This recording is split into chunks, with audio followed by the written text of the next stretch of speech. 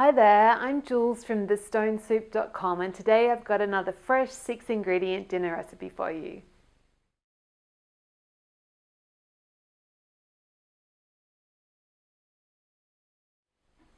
Okay, so I've got my oven heating up on its highest heat and I've got a can of black beans that I've drained. These were unsalted ones, but you could use cannellini beans or probably could do it with chickpeas as well. I haven't tried that.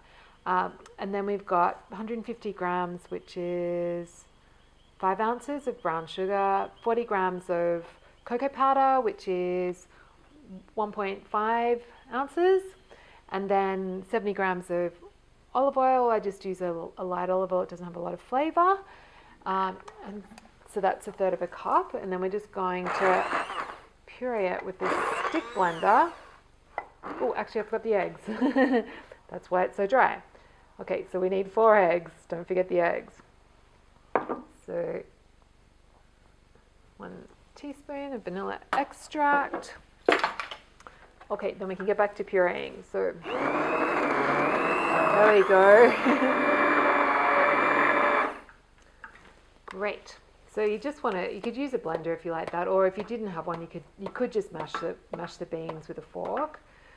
The brownies will be a little bit chunkier, but that won't be a problem. Okay, and then we've just got a rectangular brownie pan that I've lined with baking paper. So we're just going to get our brownie batter in.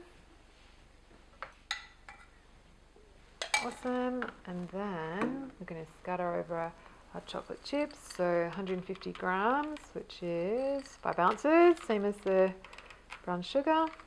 I'm using milk chocolate, but you could just chop up dark chocolate chunks if you like, if you want to keep it a bit less sweet.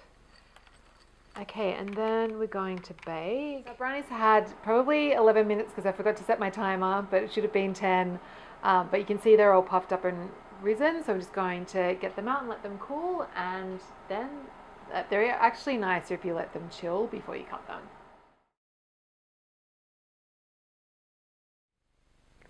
So if you enjoyed this recipe, come on over to my blog. It's thestonesoup.com, and you can download a free ebook filled with simple recipes just like this one.